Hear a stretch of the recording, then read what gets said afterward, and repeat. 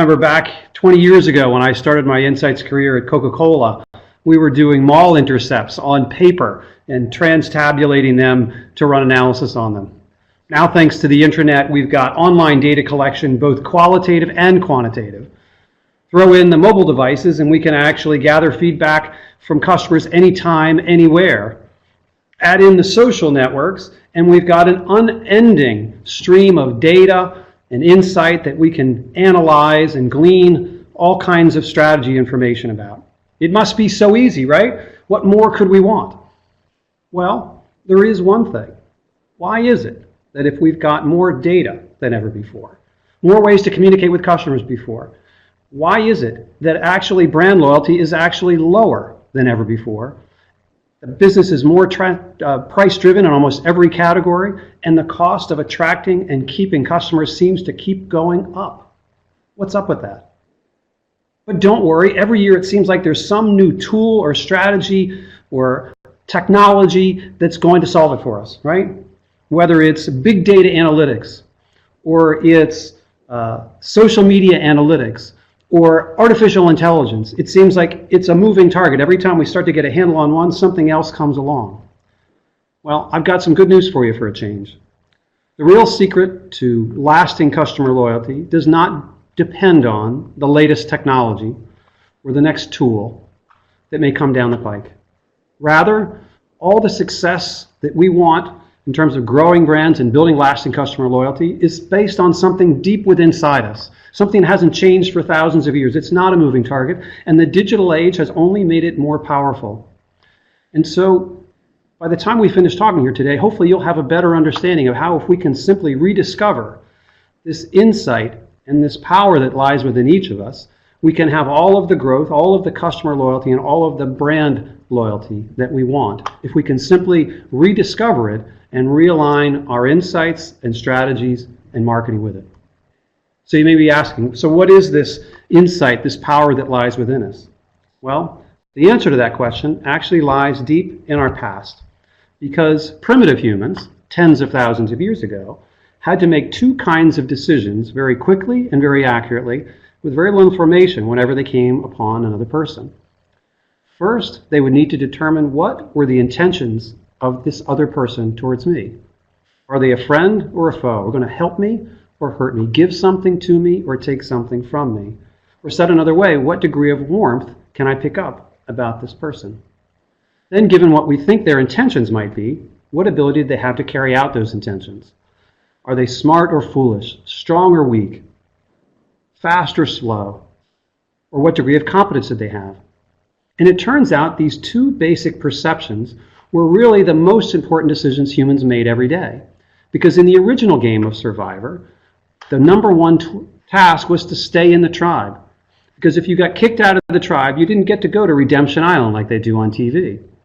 More likely, you'd be dead within a few weeks because we're so dependent on one another for food, clothing, shelter, and protection. And so humans learn to make these basic choices and perceptions of one another instinctively, automatically. Through evolution, it became hardwired into us to make these determinations about what were the intentions of others and what were their abilities. And this drove all of our behavior and helped us to form trust and loyalty in relationships that kept us in the tribe.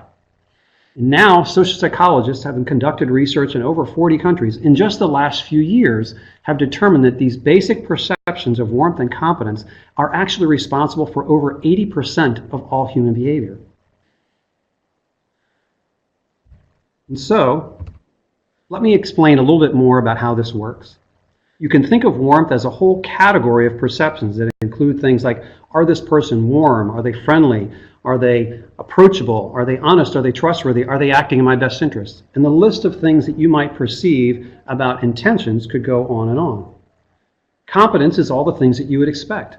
Is this person intelligent? Are they good problem solver? Are they reliable? Do they have creativity? Are they good resources? And the list of competences could go on that you might perceive very far as well. And it turns out these two basic types of perceptions actually lead to a predictable pattern of emotions. And it's those emotions that actually cause our behavior. So think for a moment about someone you know who is very warm, friendly, and approachable, but is also very competent, skilled, and effective at what they do. Well, this typically causes us to feel pride and admiration. We're attracted to these people. We become loyal to them. However, if we flip that around to think of someone who has all the same competence, but is cold and unapproachable, not very trustworthy, we're not really sure what their intentions are towards us, well, this typically causes us to feel envy and jealousy. The behavior that comes from that is kind of grudging cooperation. We kind of go along to get along, but we're not sure we would trust them when the chips were down because we're not sure of their intentions. On the other side of things, if we think of someone who's very warm and friendly and approachable, but not very trustworthy and not very competent and skilled at what they do, this causes us to feel sympathy and pity, and the behavior that comes from that is indifference and neglect. But the worst possible combination of all is someone to be cold and incompetent. This just causes us to feel contempt and disgust, and we reject and avoid these people at all costs. And so whether we realize it or not, every day in all of our interactions with other people, we are passing through these basic perceptions and emotions, and it's driving over 80% of our behavior. So let me give you an illustration of this. If I said the name to you, Tom Brady, I wonder if there are any New England Patriot fans out there. How would you perceive Tom Brady? If I asked you how many people feel he is very honest, friendly, warm, and trustworthy, in most cases, not very many hands go up. But few would argue that Tom Brady is a very competent, skilled, and effective quarterback for the New England Patriots. And so this is how he is perceived by most adults in the United States. On the other end of the spectrum, take someone like Jessica Simpson. She's seen as very warm and friendly, but not nearly as competent or knowledgeable or skilled, and so she is seen this way. Someone like Oprah Winfrey, it won't surprise you, has a very loyal following. She's seen as very warm, and trustworthy, and competent. Versus, I say, someone like Charlie Sheen. Gosh, what more could Charlie Sheen do to demonstrate that he's not very trustworthy or very competent? And so these are just examples of these basic perceptions that we pass through every day that are influencing our behavior and our relationships with other people. But it turns out that we are so strongly wired by evolution to see the world this way that it's not just people that we see through this lens. Some research has recently been done to show how we perceive different animals on the basis of warmth and competence. And here's what they found. In the upper right-hand quadrant, we find the dogs and cats and horses that we love. In the lower left are the rats and snakes and lizards that we detest. In the lower right, we've got our lions and tigers and bears, those predators that we fear. But it turns out the place you really don't want to be if you're an animal is in the upper left-hand quadrant, because that's where the cows and pigs and chickens that get eaten for lunch and dinner every day. And so we are so hardwired to see this world through this lens, it's greatly impacting everything around us.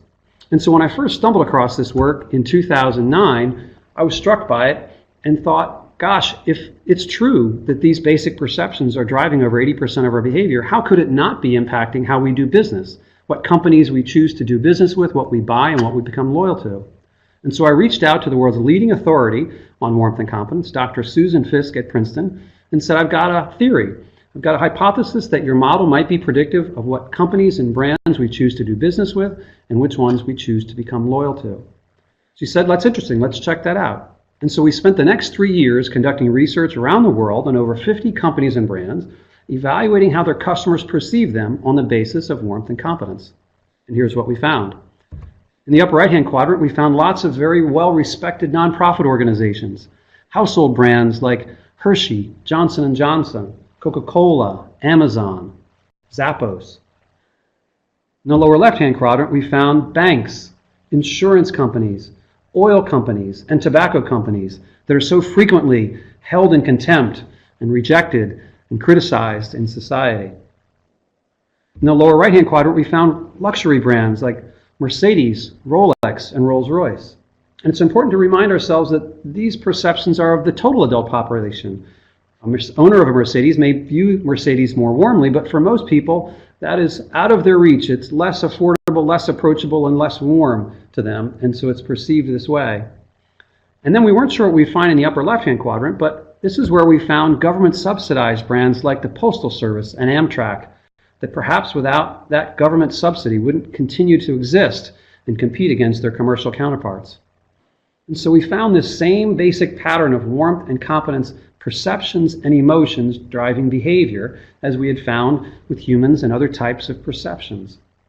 And while this was all very interesting, perhaps what was more useful And more important is that when we rolled up all of that data and looked at how it impacted purchase intent and loyalty, we found that over 50% of purchase intent and loyalty could be explained by 4 basic human perceptions: warm, friendly, competent, and capable.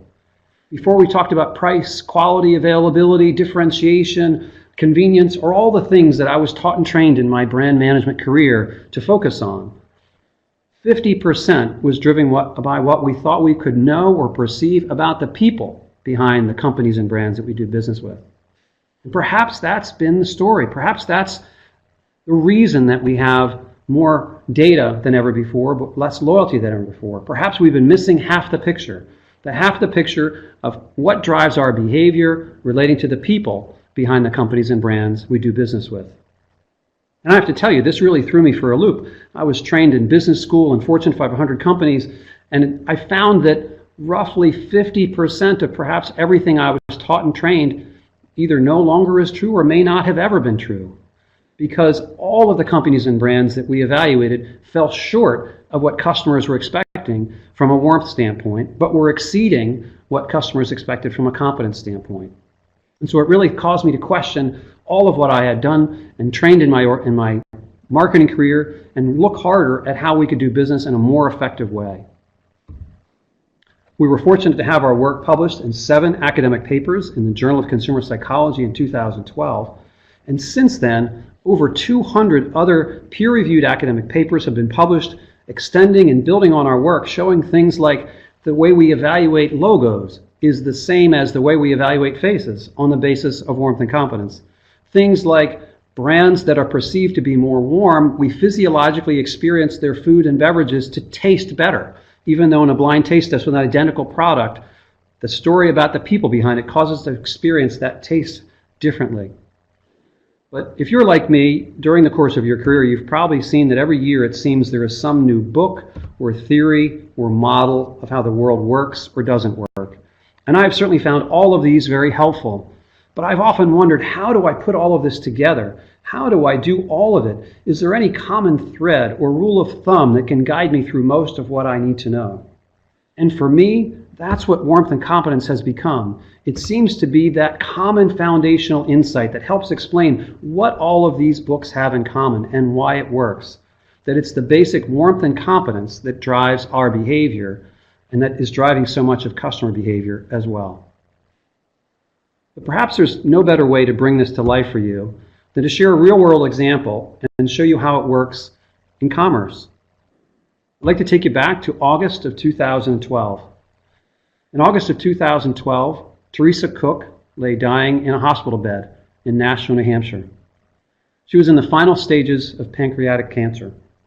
And by her side was her 21-year-old grandson, Brandon, trying to do whatever he could to make her final days as comfortable as possible.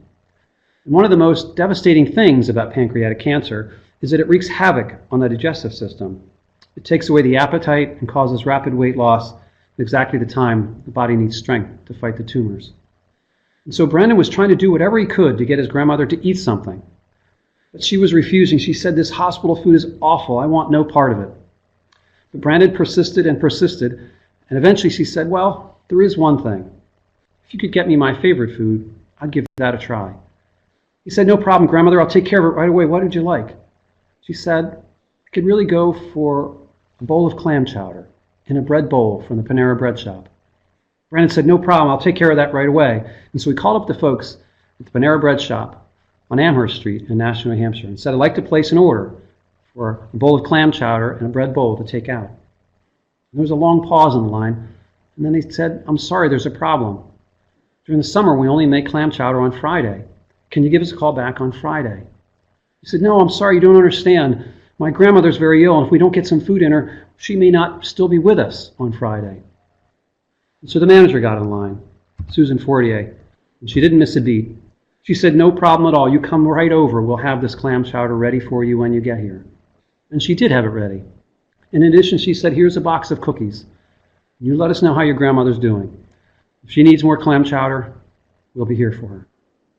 And he did let her know, because Teresa Cook had clam chowder again on that Friday and the following Tuesday. It wasn't until Saturday, August 18th, Teresa Cook, quietly passed away, her family by her side. Clam chowder had sustained her for perhaps another week. And it was just a bowl of clam chowder, and it was just another week. But for Brandon and his grandmother, it was literally a matter of life and death, one that they would never forget. And it turns out there are a lot of other people that would never forget either. Because when Brandon got that clam chowder on that first Tuesday, he sent a little thank you note over to the folks at Panera Bread Shop. And he sent that thank you note on his Facebook page. And what do you imagine happened next? Within a few days, over 800,000 people around the world had liked that post. Nearly 35,000 had posted comments. People saying things like, "This is why we're going to Panera for dinner tonight." People saying that we don't have a Panera in our town, but when we do, we're going there. And so it begs the question, what accounts for this tremendous outpouring of emotion and action? Here are 5 sentences, not so much as even a photograph. Was it the quality of the clam chowder, the price, the speed of the service, or the location? No, it wasn't any of those things. It was a genuine and compassionate demonstration of warmth towards another person. Despite all we've been taught and trained in our lives, that all of our success in life comes from our competence, warmth is actually the dominant driver of our behavior because it was much more predictive of human survival and evolution. And so what we can take from this story and all of our research, that is in fact, people were the first brands, and faces were the first logos, and all the branded trade and commerce that we've engaged in over the last several thousand years is simply an adaptation of the way that we interact with one another and form relationships and trust. The way our brains form trust and loyalty is exactly the same. And if you think about it, it makes sense. Commerce between people has been conducted face-to-face for most of human history. That's where we picked up all of that warmth and competence information, based on facial expressions and body language and tone of voice and actions and appearance. And so in fact, we can say that every human is a brand and every brand is human. And if you think about it, back in the Industrial Revolution, this is the way things happened in small communities, and the choices we made were as much about the relationship that we had with the merchant as it was the product or service that they offered themselves. Let's go back to the Industrial Revolution and think about how things used to operate. Let's take the cobbler who for thousands of years has literally shaped each shoe to the size of each person's foot. He was on a first-name basis with his customers. They didn't have direct deposit or credit cards. People had to stick together, and the merchant was as dependent on the customer as the customer was on the merchant. When there were weather events or illnesses, people paid with IOUs and barter. People had to stick together. And there was kind of a balance in their relationship. If a merchant did wrong by a customer in a small community, pretty much everyone in town would know about it by Sunday church. If he didn't make it right, he'd come under pressure to make it right, perhaps be run out of town.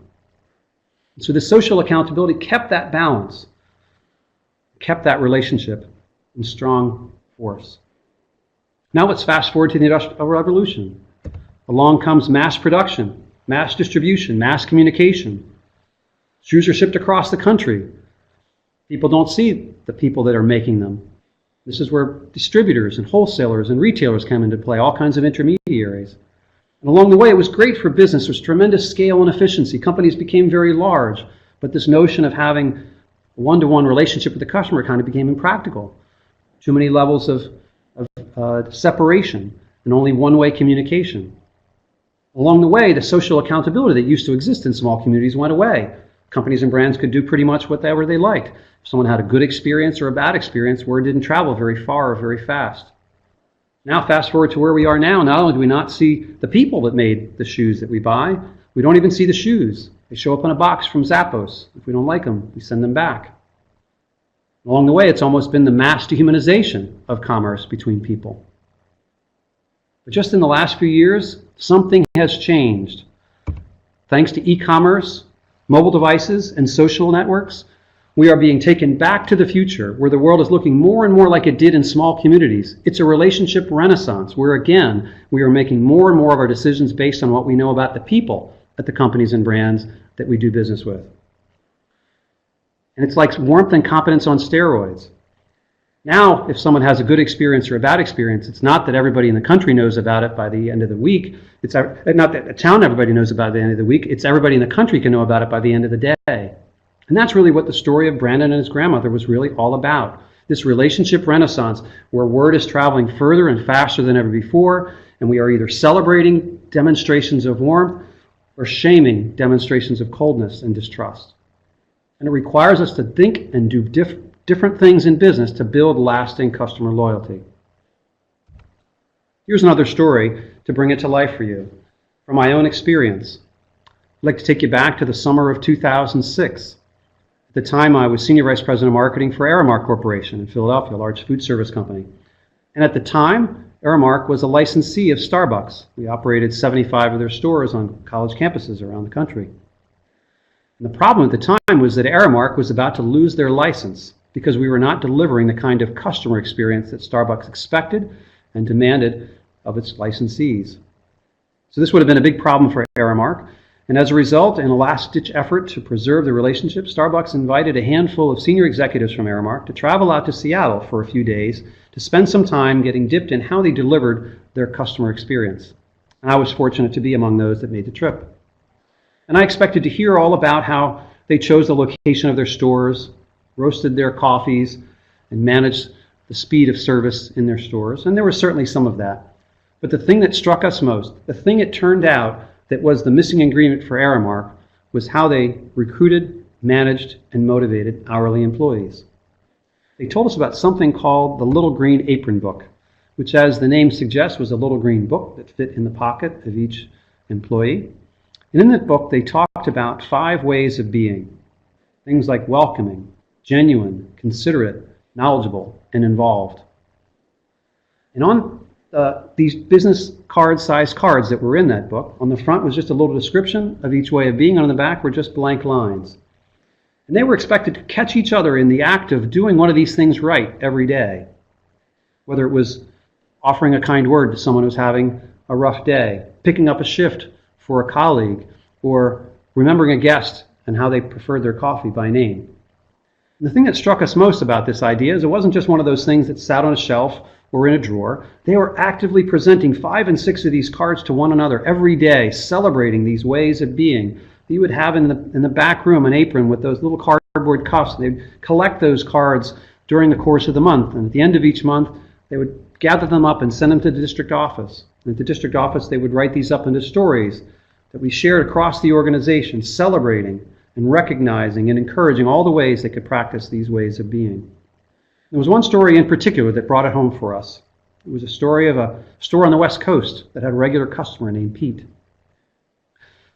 This customer came in a couple of times a week. He was an elderly gentleman, would have his coffee a certain way and read the newspaper for an hour or so and then head home. This went on for several years, and everybody got to know Pete. And then a few weeks went by and Pete didn't come in. Folks started to ask each other, "Hey, has anyone seen Pete?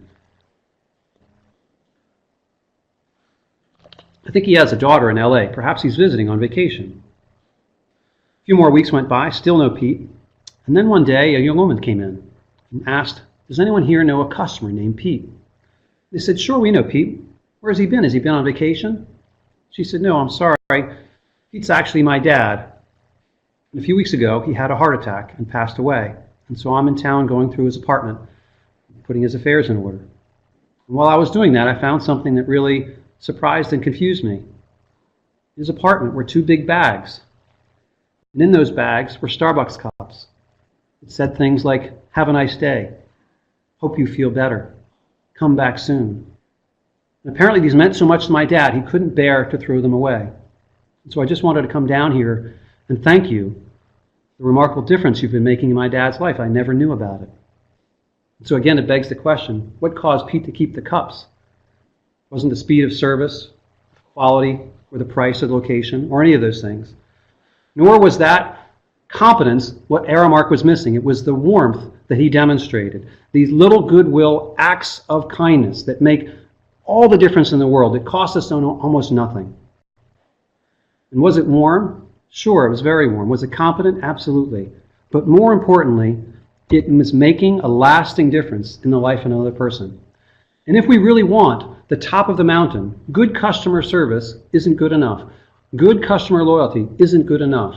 If we aim higher and aim to make a lasting difference in the lives of our customers and our colleagues, that's the top of a mountain. We'll get all of the loyalty, all of the growth, all of the strength and consistency and business results that we're looking for if we aim to make a lasting difference. That's the key, aiming higher. And so, whether we realize it or not, whether we like it or not, every day we are all being judged on the basis of our warmth and competence. And despite the remarkable gift we've all been given to accurately perceive the intentions and abilities of others, it turns out we are all equally cursed with blinders and an inability to see how we come across to others. And as a result, we inadvertently rub them the wrong way and give the impression that we only care about ourselves. Here's another story to bring it to life for you. Back in 2008, when the Great Recession hit, many companies went into survival mode, doing whatever they had to stay in business, laying off employees and cutting costs. In the Midwest, there was one distributor of products to the healthcare industry that went several steps further. They laid off employees, they cut costs, but they also reduced sales rep territories, reduced the level of service that would be offered. They raised their prices on certain products and even canceled some unprofitable customer contracts. And as a result, in 2009, despite that their revenue went down by 25%, their profit went on by only 10%. And as you can imagine, this being a publicly traded company, Wall Street was elated. They held them out as a model of financial discipline. Their stock price went up to nearly a pre-recession high. But unfortunately, the adulation was short-lived. By early 2010, the company's sales had begun to plummet even further, and a new CEO was brought in to get to the bottom of things.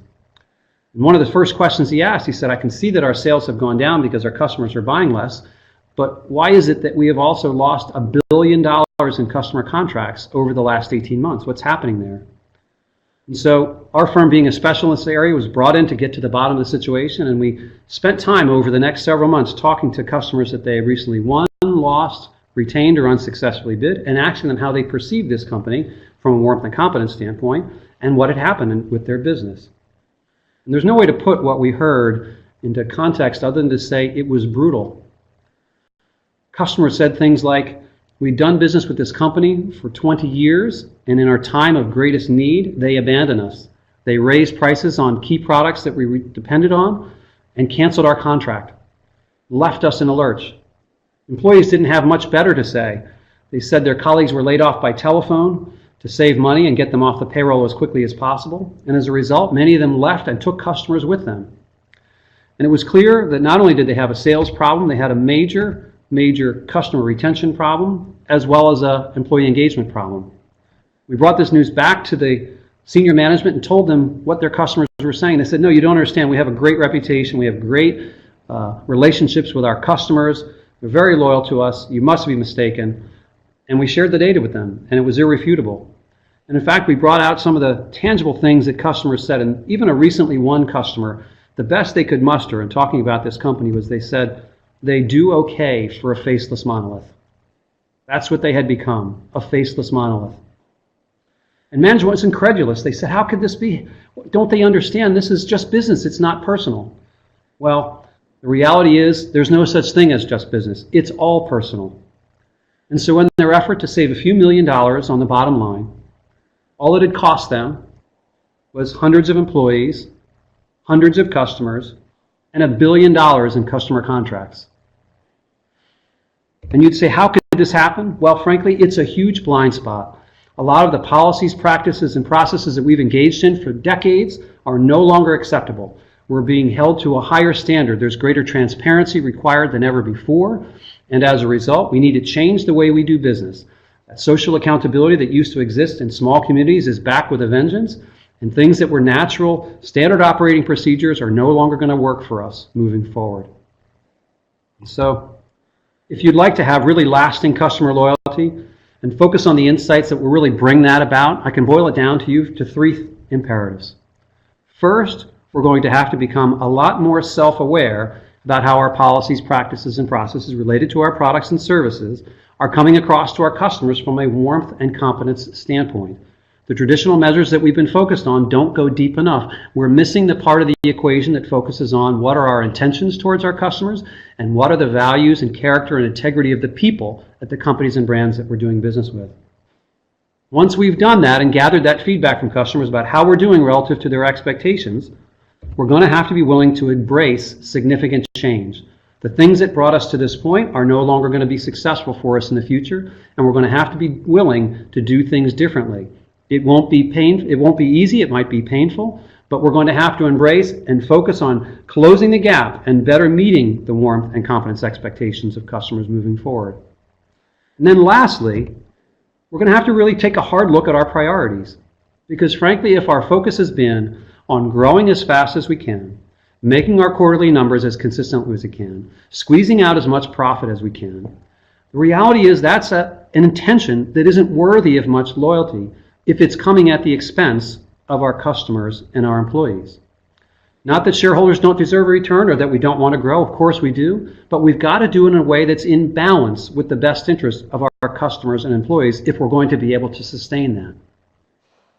And so hopefully the moral of these stories is clear, and you might even wonder whether this can really be done.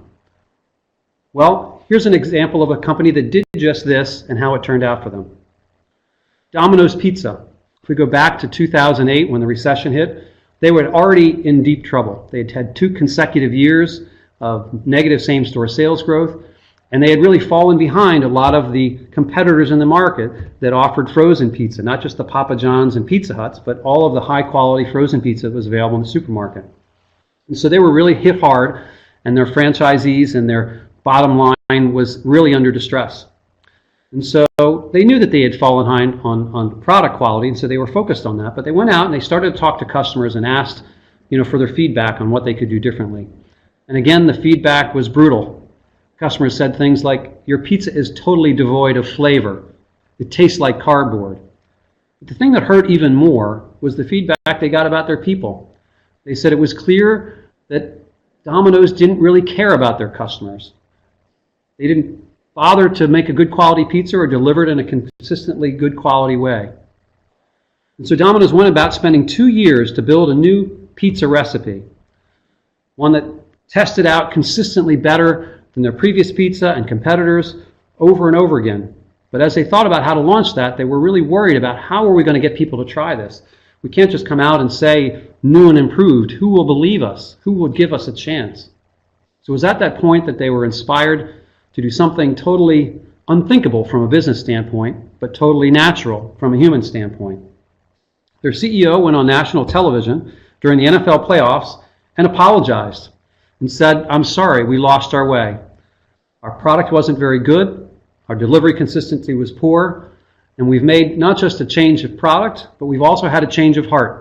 And moving forward, we're going to do things differently. We're going to be more transparent. We're going to be more visible. And we want your feedback. Whenever we make a mistake, we will make it right." And he asked Americans to give them another chance. And Americans did give them another chance. Because by March of 2010, Domino's Pizza sales were growing by 10%, some of the fastest growth ever in the fast food industry. And over the next 8 years, Domino's has had double-digit growth every year since 2010.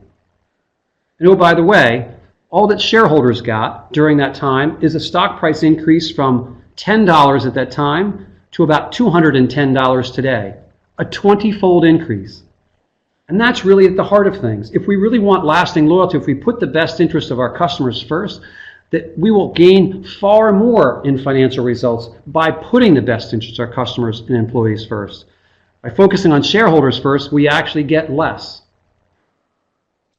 And so hopefully it's clear, my message at this point, that in an age when our reputation and our brand loyalty can be won or lost in a single day with a click of a mouse, our ability to demonstrate warmth and confidence to our customers is perhaps our most important asset. And it only makes sense in any endeavor, personal, professional, or commercial. Humans have always depended on the loyalty and cooperation of others. And by putting the best interests of others ahead of ours in the short term, we can earn more in return. It doesn't require us to recklessly disregard our own best interests. Rather, it's a form of enlightened self-interest. And so I challenge each of you in your organizations where you're gathering insight, don't let your brand, don't let your company become just another faceless monolith. Help them discover and embrace the remarkable human brand that's in all of your organizations. If you do, not only will you get all of the growth, all of the loyalty, and all the financial results that you're looking for, but more importantly, you have the opportunity to make a lasting difference. Thank you so much, Chris. That was fantastic. And your colleagues. And I'm going to kick us off with our first question and then segue to any questions. Thanks very much, and I would welcome your questions. We've already got 2 questions posted in the chat. And anybody else who has questions, please do go ahead and post as well. Post your questions. I just want to start off because you know, a lot of our attendees here are people who do work in insights, who work in market research and insights, either for brands or at market research agencies and so forth. And obviously a lot of folks who do brand related research, they do often will do survey-based research to measure customer experiences and perceptions of a brand. If they're starting to think now, okay, well, how can I incorporate measures of warmth and competence? Do you have any recommendations for how they should start sort of creating those constructs? That is, for example, when you looked at warmth and competence as a predictor of purchase intent, I think early in the presentation you mentioned that it was like 50% of purchase intent was correlated to warmth and competence. Were those constructs, like was warmth actually made up of like 10 items and competence was 5 items or something? Right.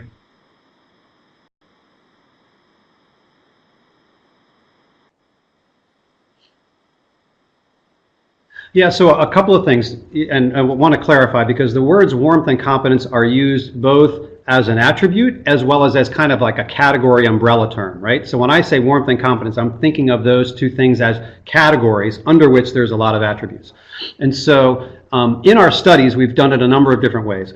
We've developed 16 different dimensions of warmth and competence that we've shown are very consistently predictive of purchase intent and loyalty. But the 50% that I was referring to, that's actually the variance explained by simply the words warm, friendly, competent, and capable, you know, which is kind of the most basic measures of these things that we could find. 50% of purchase intent and loyalty was the variance in them was explained by just those 4 words as attributes. And so it's a really powerful example of how, well, gosh, we wouldn't normally be saying those things about our product. Those are things that you would say about a person. But despite that, and in many cases we have no contact with a person at, say, the Coca-Cola company or some other product company, it turns out that our brain is still seeking to fill in those gaps, and we're trying to infer from the packaging or the communication or our experience what are the intentions of those people toward me.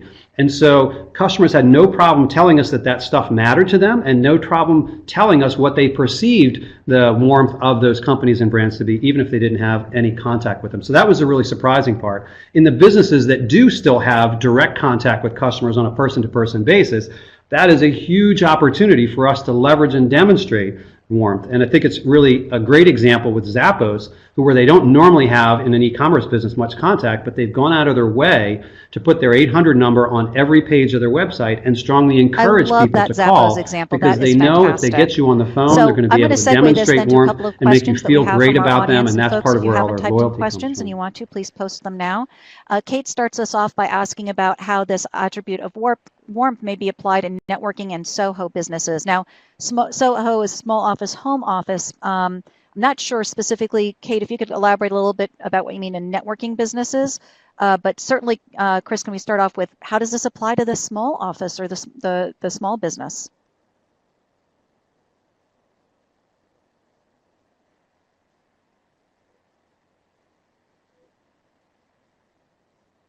Yeah, even more so, right? For a small office or a networking business where you are personally the business and you are having direct contact with customers, it gets reflected in all the little things that you do about demonstrating loyalty to the customer first. So whether you're having person-to-person contact, you know, are we going for the hard sell right out of the gate, or are we saying, you know what, let me demonstrate and give you some good advice, whether you choose to buy from me or not, and demonstrate that we're putting the best interests of the customer first.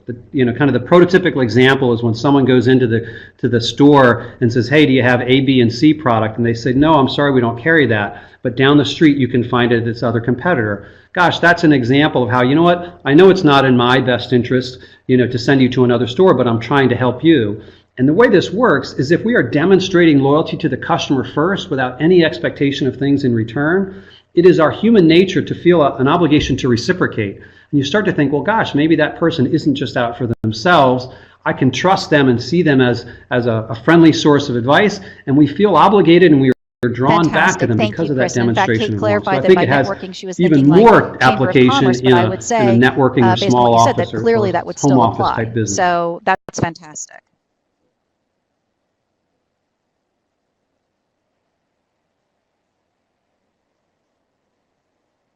Absolutely. And all those interactions at that Chamber of Commerce meeting, are you making relationships with people in your other businesses in your community? And you're saying, what can I do for you to demonstrate loyalty to them first? And then what you find is that much more comes back to us in return than if we took this very targeted strategic just a little bit attack segue to the at next somebody item. that we think can help I think us. what Kathleen is asking here is that in the discussion of still not knowing or understanding, she's asking if brands are more likely to be measuring competence, but not necessarily measuring warmth.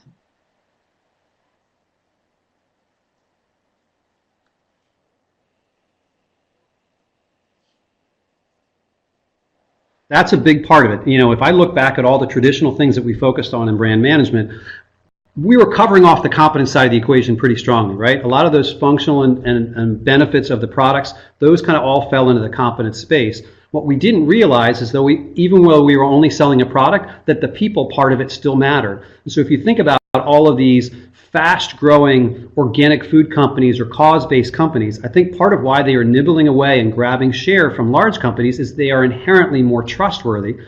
Even if, Tom's shoes, maybe we don't care so much about, whether children in other parts of the world are going without shoes, but the fact that they give a pair of shoes every time someone is bought demonstrate that they have a purpose that is higher than just making money. And it tells us something about them as people that makes us feel that they are more loyal and trustworthy to do business with. And so in that regard, part of it is that we're not focused on that warmth part of it. Competence we're covering pretty well, but we got to focus on the people part of it, not only from an insight and performance tracking standpoint, but also from a communication really, and demonstrating what we do B2B, in the marketplace. So even in B2B industries, does this apply?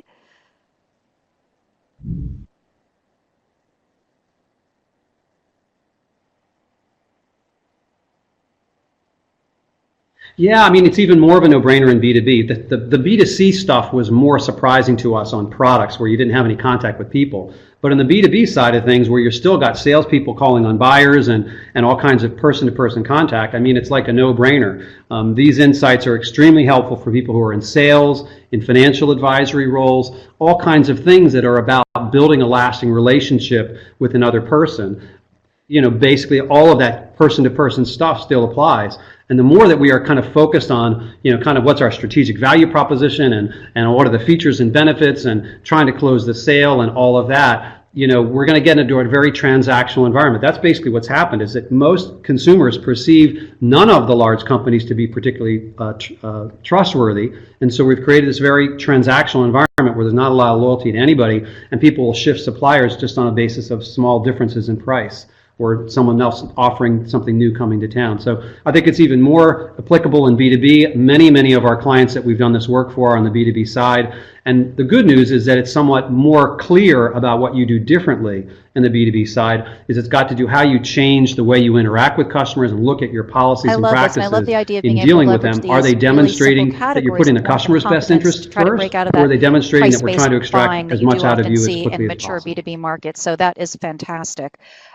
So folks, if you have any other questions, now it's now or never. And Chris, just one other thing I wanted to throw out as an idea, I think about, in past jobs that I've had, past roles that I've had, when I've been responsible for things like measuring brand awareness and loyalty, I would often start a project with a qualitative phase to really kind of discover what are the specific experiences or perceptions that that then end up predicting desirable behaviors. So in this case, I would assume this would apply as well, right? Because the way that customers for brand A would perceive warmth could be different than the way customers of brand B might consider warmth, or maybe not so much brands, but industries. How the things that make me have a warm feeling towards brands if I'm buying insurance could be very different than the things that are going to make me feel warmth towards a brand if I'm buying a car.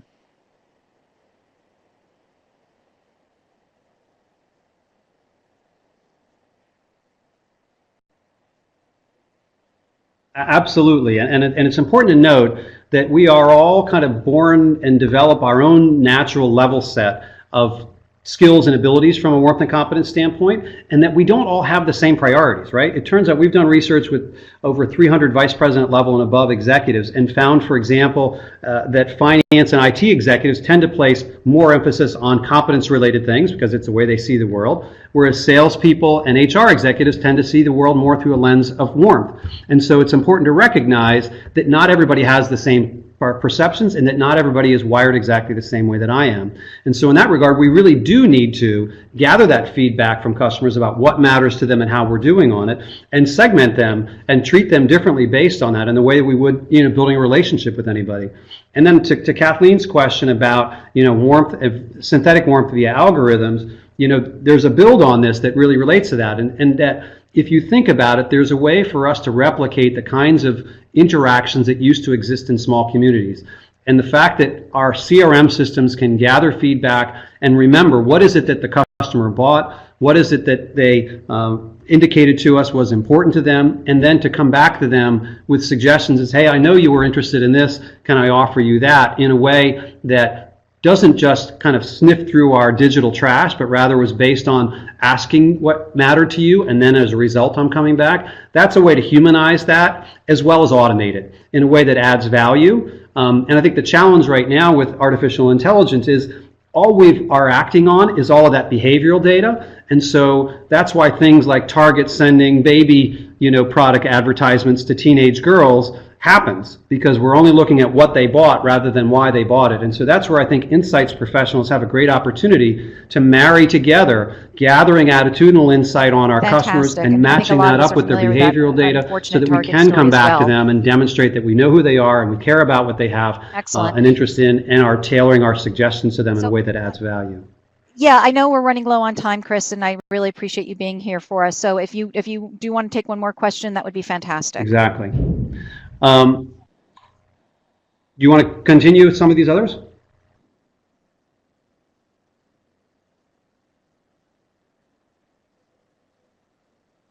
Terrific. I think Todd's question, what are some examples of brands that have scaled warmth in an effective way? I think Domino's is a great example of that. Another one that I love to share, if you're familiar with WestJet Airlines, WestJet is kind of the Southwest Airlines of Canada. Founded in 1996, have grown to the second largest airline in Canada, and they have fanatically loyal customers and employees. They've basically won every award you can win in terms of the brand that's most admired, greatest places to work, all of that. And part of it is the way that they have set out to make a lasting difference in the lives of not only their employees, but of their passengers and in the communities where they operate.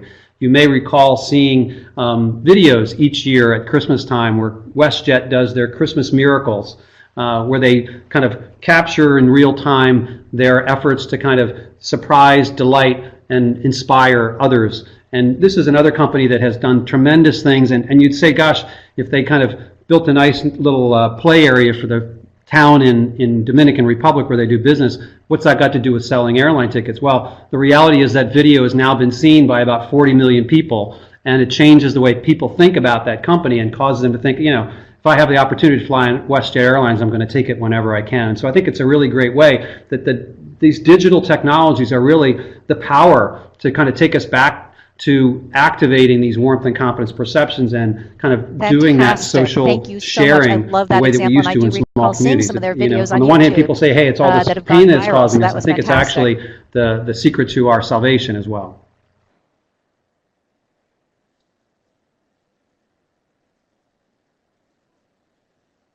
Yep. So I'll be happy to stick around if others want to hear a few more questions. For those of you interested in a copy of my slides and other of these resources I've mentioned, you can see the contact information there. If others have to drop off, I certainly understand. But I'll stick around for a few more minutes to answer some of these questions if that's helpful. Or is it about behavioral data that we may have through actual sales data? I mean, from what I'm seeing here and what I'm hearing and learning from you, Chris, is I would think an ideal world it would be a bit of both, so that I could, yeah.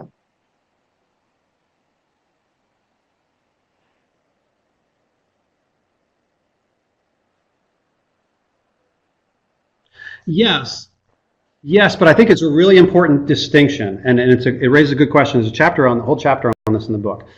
And for instance, in my view, a lot of what we refer to as loyalty programs are not really about loyalty. They're about rewards and repeat purchases. And there's nothing wrong with repeat purchases, but there's a difference between repeat purchase and loyalty. So for instance, if you're getting a repeat purchase because I'm going to get a discount in the future, that's really just a form of a price discount that you've kind of accumulated over time. And the problem with those is that lots of brands offer them, and I'll be happy to switch back and forth between them. Loyalty, in my view, is more of an attitudinal commitment that I prefer to do business with you. I'm willing to pay full price to do business with you because you offer more value and because I trust you more and you have a stronger relationship with you. And so that's, I think, the difference. When we talk about loyalty, I think about it as attitudinal loyalty that leads to transactions, but it's possible to get transactions that are not caused by loyalty. And for those of you it's a little who do bit want like to the read difference book, between Chris sex and made love, in reference my to one of view. the chapters that Sex does you talk can about buy, using love not multiple so data much. sources, so I And I put feel the it's the link same way into with the Amazon transactions. page for the book there as well. Thank you so much, Chris. Any last questions, folks?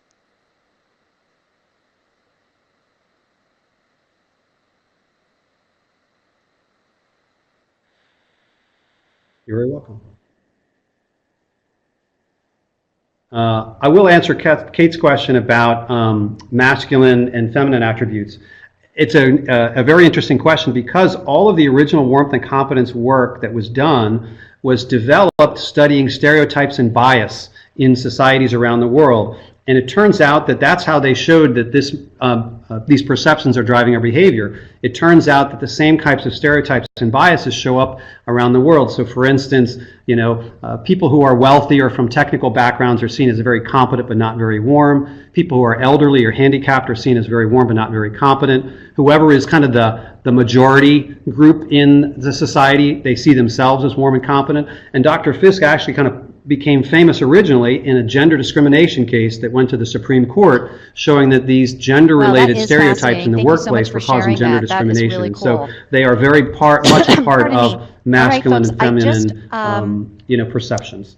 Oh, so Kate, I have read the book. The book is really wonderful. I highly recommend the book.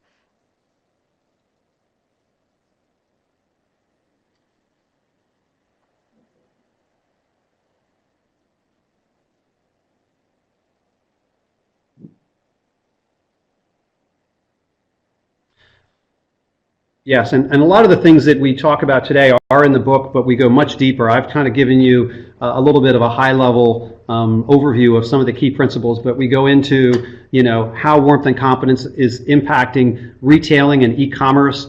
We go into leadership and why it's important for companies, for the CEOs and leaders to put a human face on that company and come out in front and be accessible. How it applies from a loyalty program standpoint, as well as how to kind of navigate the future going forward, given all the things that are changing technology-wise. For me, I feel like this warmth and competence thing is kind of an anchor in a sea of change. Whatever technology comes down the pike, I can feel comfortable that this warmth and competence stuff that we're all wired with isn't changing in our lifetime and has been around and basically been the same for thousands of years. It's just the environment in which we are playing it out. And I'm sure many of us have read many of those books, and it just becomes so many different ways of categorizing and framing things. And I love that you've come up with a synthesized way that makes sense.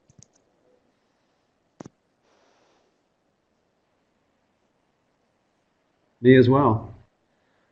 Yeah, and sometimes it makes it.